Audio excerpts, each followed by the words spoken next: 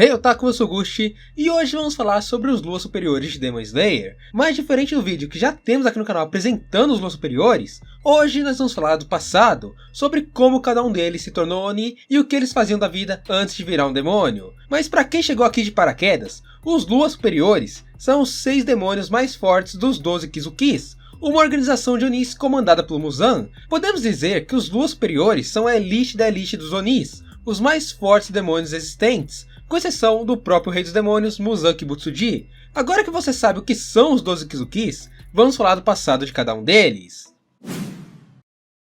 E começamos com Kokushibo. Quando humano, Kokushibo nasceu como Michikatsu Tsugikuni, o irmão gêmeo mais velho de Yorishi Tsugikuni. Por ser o primogênito, Michikatsu foi declarado como herdeiro da família Tsugikuni, então desde muito novo, ele sempre foi tratado com mais atenção por seu pai. As roupas, a educação, os quartos, tudo que Michikatsu tinha era superior a Yorishi. Michikatsu tinha dó de seu irmão, por isso ele o protegia quando era necessário. Durante uma noite, ele entrou escondido no quarto de Yorishi e deu ao seu irmão uma flauta que ele mesmo talhou como presente. Algum tempo depois, enquanto Michikatsu treinava golpes com espada no jardim da casa de Tsugikuni, Yorishi falou pela primeira vez. O impacto foi tão grande pelo modo que Yorishi falava, que Michikatsu até mesmo se engasgou e deixou cair sua espada. A partir desse dia, Yorishi passou a assistir todos os treinos de Michikatsu, e sempre dizia que queria ser um samurai como seu irmão. Quando Michikatsu o questionou perguntando por que dele querer ser um espadachim no futuro, Yorishi apenas sorriu, até que chegou o dia que mudaria a vida de Michikatsu e Yorishi Tsugikuni de uma vez só. Michikatsu estava treinando com seu mestre espadachim.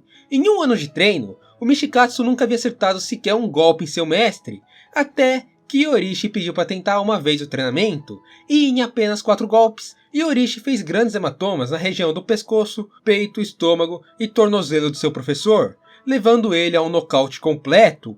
Michikatsu, vendo isso, entrou em choque, percebendo que ele foi superado de longe por seu irmão que ele sentia tanta dó, e isso acabou gerando no pequeno herdeiro da família Tsugikuni uma inveja gigantesca de seu irmão. Existia algo no Yorishi que o Michikatsu queria, algo que ele não poderia ter.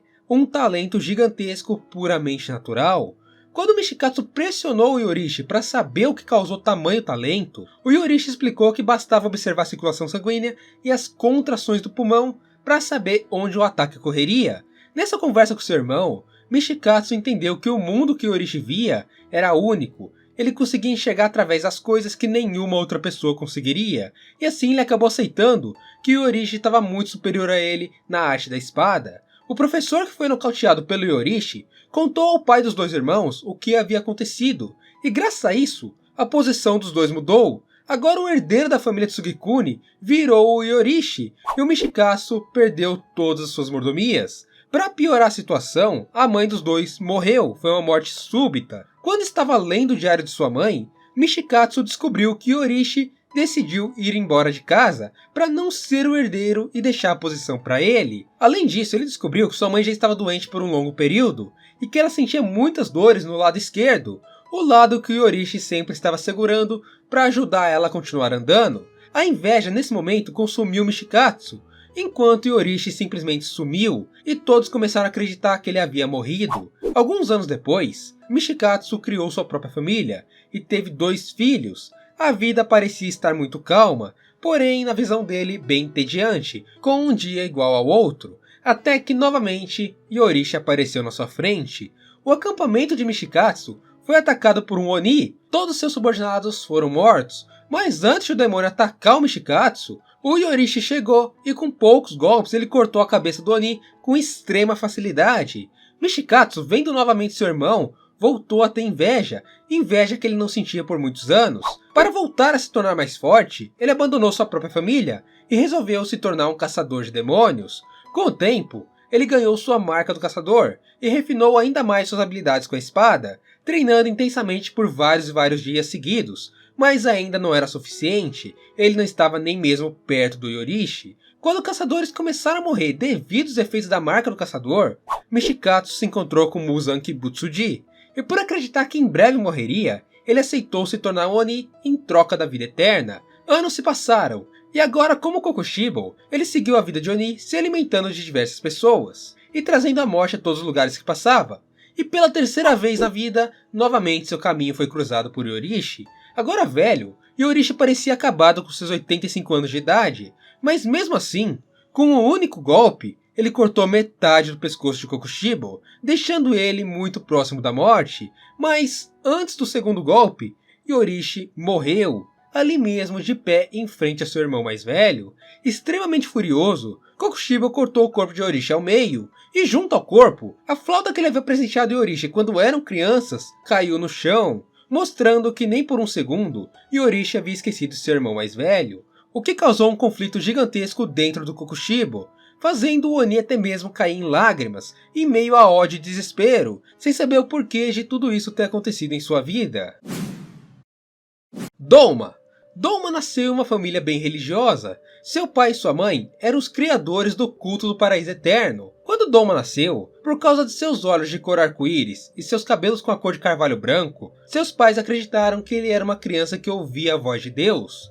Pensando nisso, eles fizeram com que Doma desde pequeno fosse idolatrado e louvado por vários adultos, como se ele fosse um tipo de divindade. Todos os dias, as pessoas iam ao culto e falavam de seus problemas, dores e sofrimentos para uma criança e pediam conselhos. Com o tempo, o Doma ele meio que foi enlouquecendo e começou a ter dó dessas pessoas. Como ele não podia ouvir a voz de Deus, ele passou a acreditar que essa divindade simplesmente não existia. Para Doma, Deus era apenas algo criado por humanos para não aceitar a realidade que morreriam e apodreceriam sem consciência. Um dia, sua mãe descobriu que seu pai ficava com outras mulheres do culto.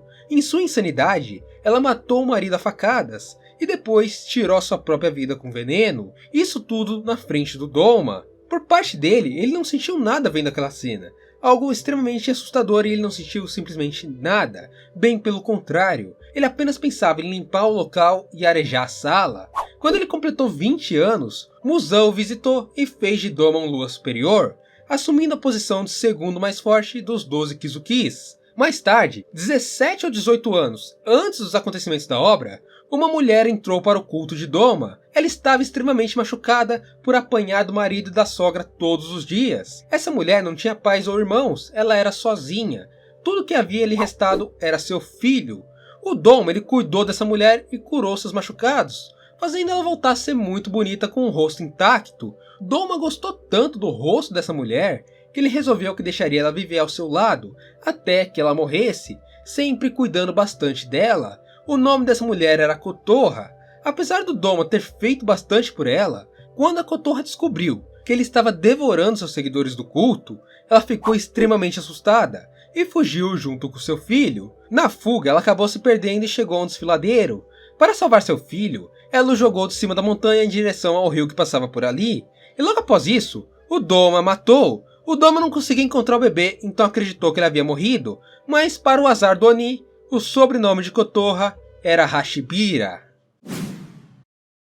A casa. Quando humano, ele se chamava Hakuji. Com apenas 11 anos, Hakuji era um ladrão conhecido em seu vilarejo e já havia conseguido 3 linhas em seu braço por ser pego roubando. Caso ganhasse a 4ª linha, sua mão seria cortada como punição. Mas antes de ter a chance de roubar pela 4ª vez, o pai de Hakuji tirou sua própria vida. Desde muito novo, era uma casa que sustentava sua casa. Ele e seu pai eram sua única família. O pai de Hakuji tinha uma doença grave, e por eles serem pobres, não se alimentavam direito, e por causa disso, a casa roubava, apenas para dar comida digna a seu pai e comprar os medicamentos para o tratamento.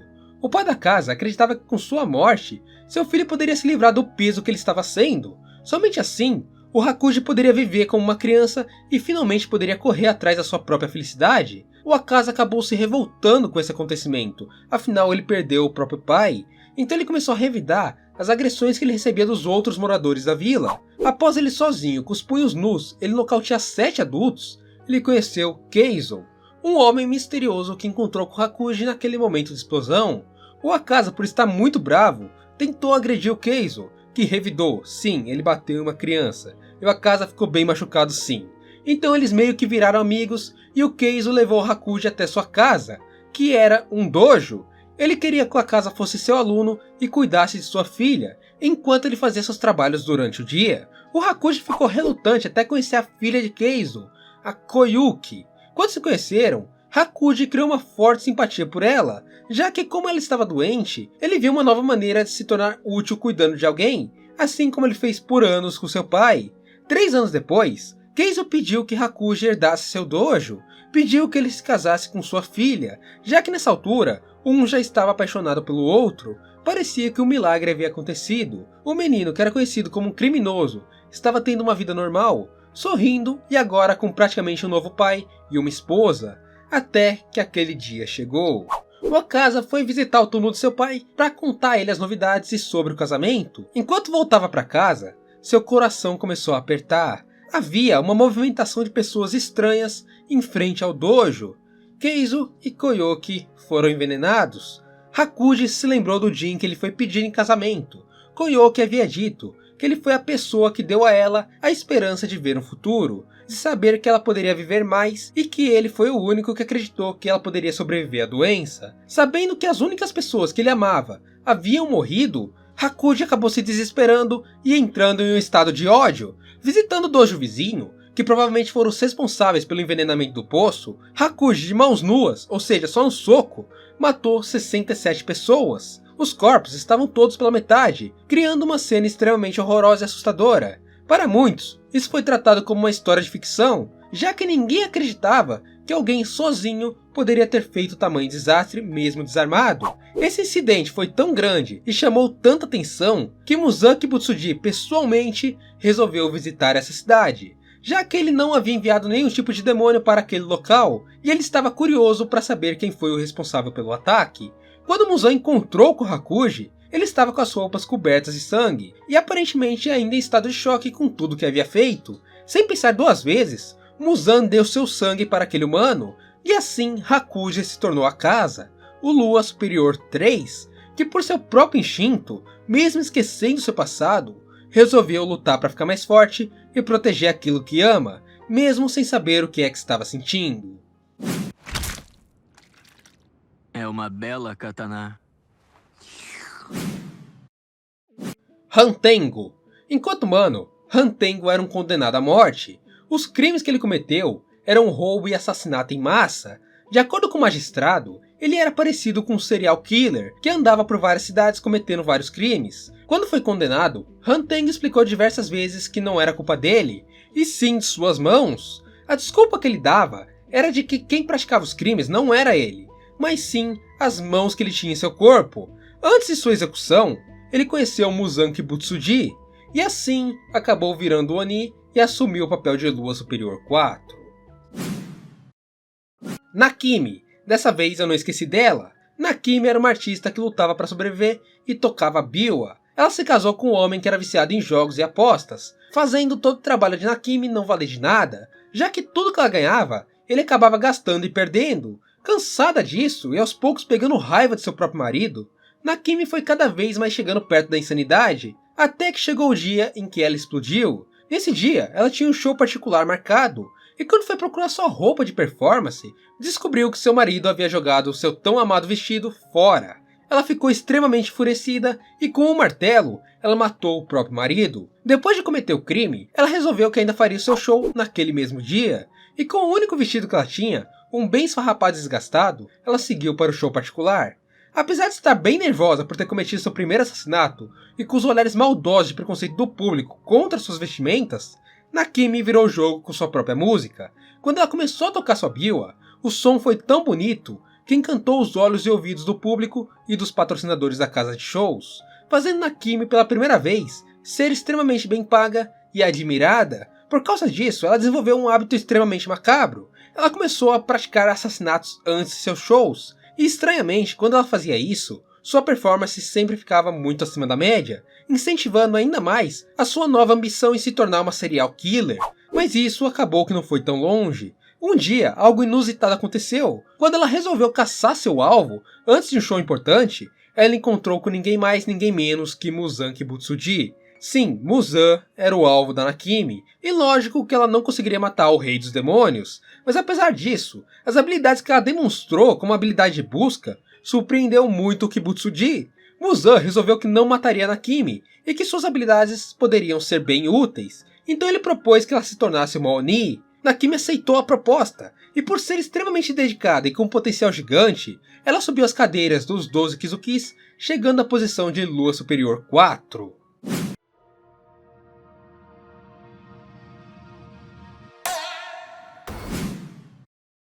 Gyoko. Gyoko, quando humano, viveu em uma vila de pescadores, mas não gostava nem um pouco da ideia de ser pescador. Ele tinha uma repulsa à pesca e ao trato de carcaças de peixe.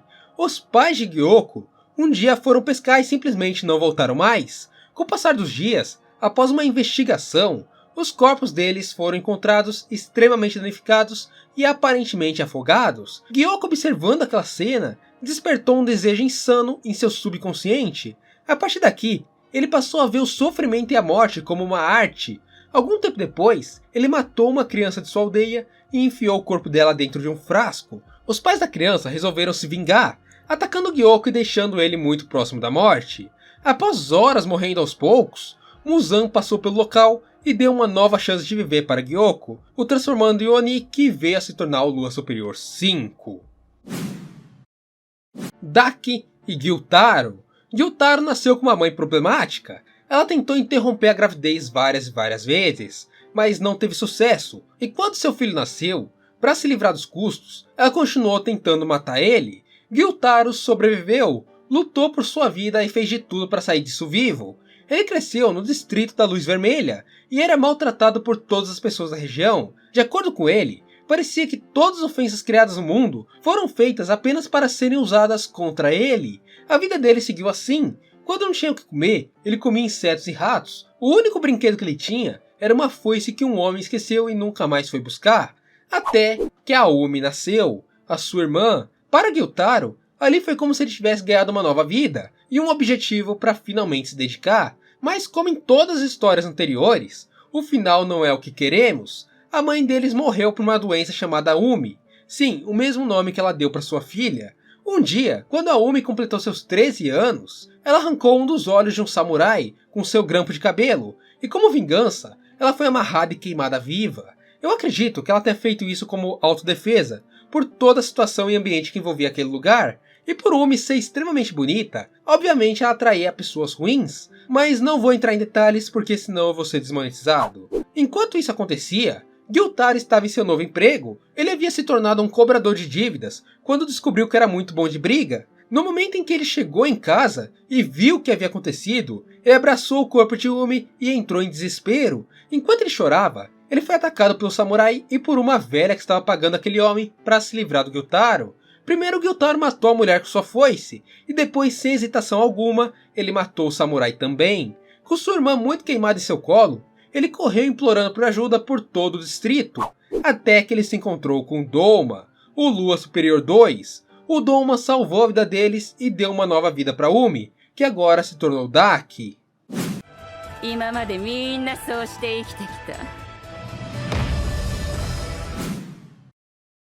Kaigaku. Kaigaku era uma das crianças órfãs que morava no templo junto com Gyomei Himejima. A morada das crianças com ele parecia ser bem tranquila e pacífica. A área em que eles moravam tinha como senso comum a existência de demônios, por isso Gyomei todas as noites colocava incenso de glicínia pela casa. Até que um dia, o Kaigaku desrespeitou o toque de recolher ao pôr do sol e foi atacado por um demônio. Para sobreviver ao ataque, ele ofereceu ao Oni a vida de outras crianças e a do Gyomei. Voltando para o templo, ele apagou os incensos e foi simplesmente embora, enquanto o demônio fazia seu ataque, matando cada uma das outras crianças. Não se sabe exatamente quando, mas Kaigaku foi adotado por Jigoro Kawajima e se tornou um de seus alunos. No treino, Kaigaku passou a dominar todas as formas da respiração do trovão, com exceção da primeira forma. Por não dominar a forma base, ele era mal falado entre os outros discípulos, e como resposta, ele sempre maltratava todos com ofensas. Isso fez o Jigoro nomear não só ele, mas também Zenitsu como seus sucessores, já que ele acreditava que um completaria o outro. Enquanto Zenitsu seguiu seu caminho como caçador, Kaigaku também seguiu o seu, e acabou tendo um encontro com o Lua Superior 1, o Kokushibo.